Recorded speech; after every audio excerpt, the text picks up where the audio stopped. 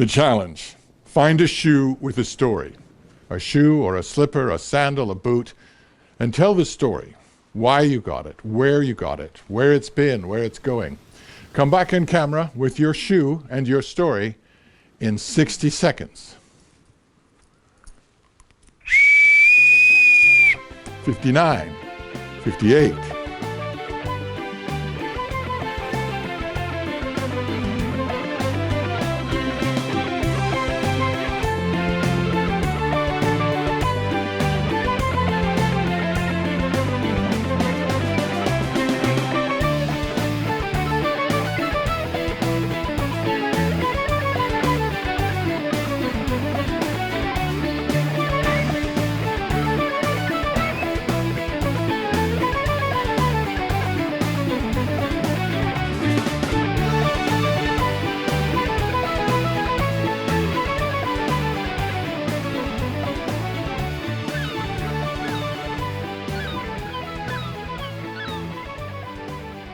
Ten, 9, 8, 7, 6, 5, 4, 3, 2, 1.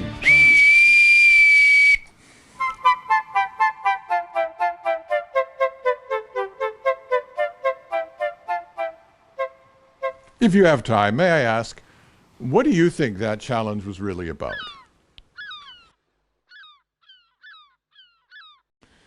I suggest that in part, the shoe and tell was highlighting how different our stories are, how different we are. And yet, although we're different from one another, in each other's stories, we find ourselves identifying with the other. But it's also about how you felt when you first heard the challenge. Were you just a little anxious about what you could possibly say, or just a little nervous that your shoe story wouldn't be as good as somebody else's? Is it not possible that you, the real you, not the socially invented you, but the unadorned you, is more interesting to others than you think? If we felt our shoe story was a little flat-footed, maybe it was. Maybe we did not connect a shoe with the story that was actually right there. Because we forget that our ordinary life is extraordinary. It often takes a listener to pull on our story thread, to ask questions, to stimulate us, to affirm us. And that's why everybody in this boat has a job to do.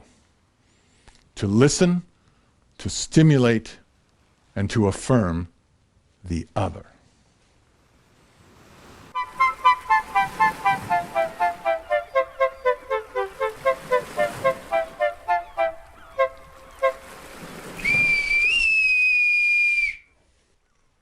This challenge is called Scary Stories. The challenge is to tell a story of when you were in mortal danger, or when you were really, really scared, for whatever reason. Now, some of you may instinctively panic and think, oh, I don't have any stories. My life is boring. Nothing ever happens to me. Well, your story is more interesting than you think. Whereas for extroverts like myself, our lives are less interesting to others than we think. It's hard to think of a story until you hear another story, and then all sorts of memories start to turn and click and whir in your mind. I'll give you some examples and see if one clicks with you. I was in a car going down the blank when I was in the water, and I woke up at night to the sound of... I was walking on a street when someone... I was bicycling when I was younger. I was a child and I was playing when we were out camping, when I was confronted by an animal, when I was confronted by an insect, when I was confronted by a person, when... Now, the first mate will take volunteers to start the story circle, while others are thinking about how they're going to tell their story. Of course, as always, people can always say pass. The first mate has the helm. Start your story circle. Nothing is scarier than what's real. When everybody has their story, the first mate can stop pausing on this slide, end my video, and stop share screen, and proceed.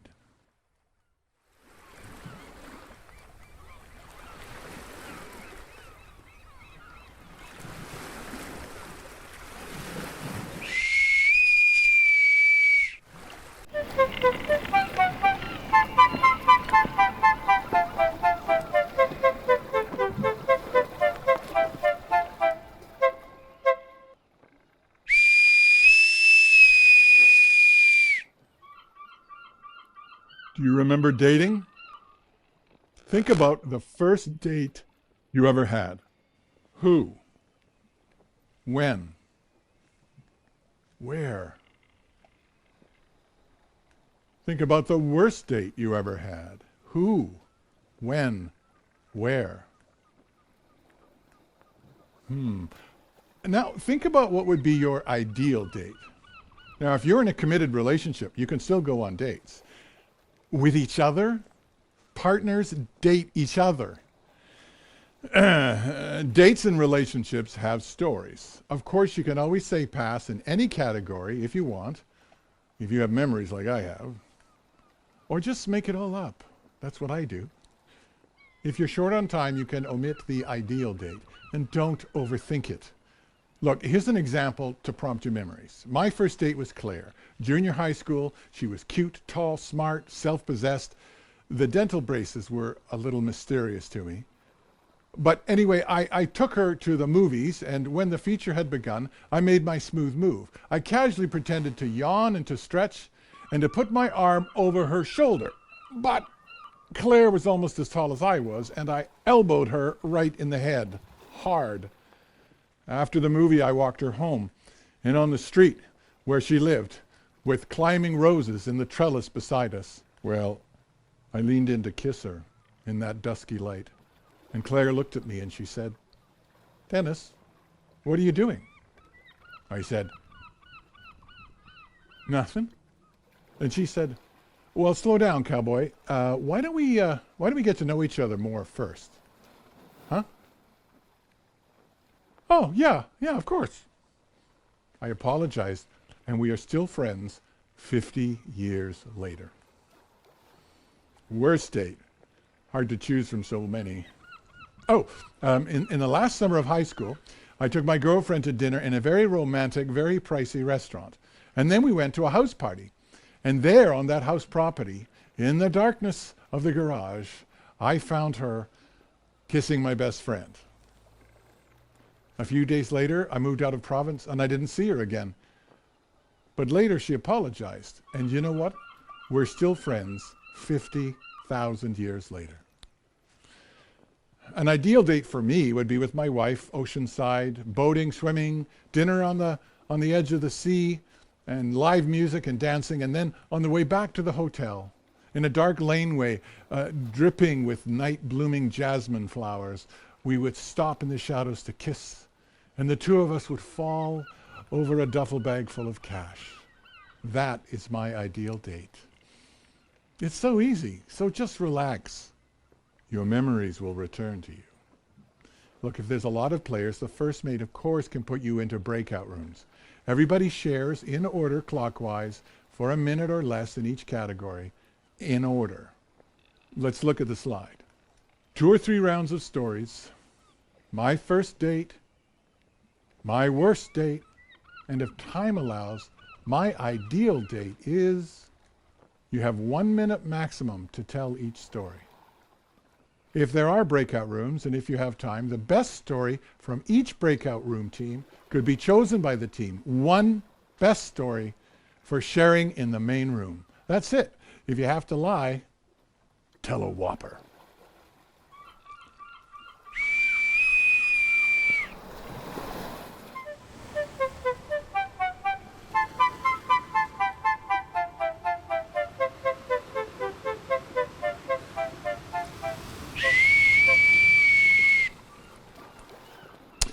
Let's get active. In the lifeboat, you have a go bag. When you were leaving the sinking ship, you grabbed your go bag and stuck something in it that you wanted to take from the sinking ship. But it was something strange, something that was useful and precious to you in particular. So what is it? Here's your challenge.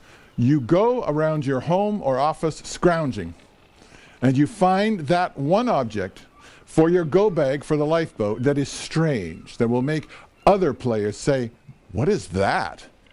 Something that is strange, but also true. It has a strange story, but it is also a true story. I'll give you a demonstration. I went on a scrounge here to see that I could play the game properly, and I came up with this. This is a sleeping mask. It's for a machine called a CPAP, C-P-A-P, controlled positive air pressure. It helps you sleep. It stops you from snoring. It stops you from choking. It gives you positive air pressure so that you can sleep and not stress your body out by waking up many times during the night. So I'm going to quickly pull it on. Well, this keeps me from snoring and choking. It gives me deep, uninterrupted sleep. The sleep study in a lab showed that I was dreaming almost the whole night. No deep sleep at all. The sleep study also showed that I was stressing my heart about 100 times a night. I would stop breathing. I remembered as a boy listening to my father snore in the next bedroom over, and he would wake up, and then he would snore and wake up over and over and over throughout the night. My dad did not have a CPAP, and he died of heart failure at the age of 67. And I am 64.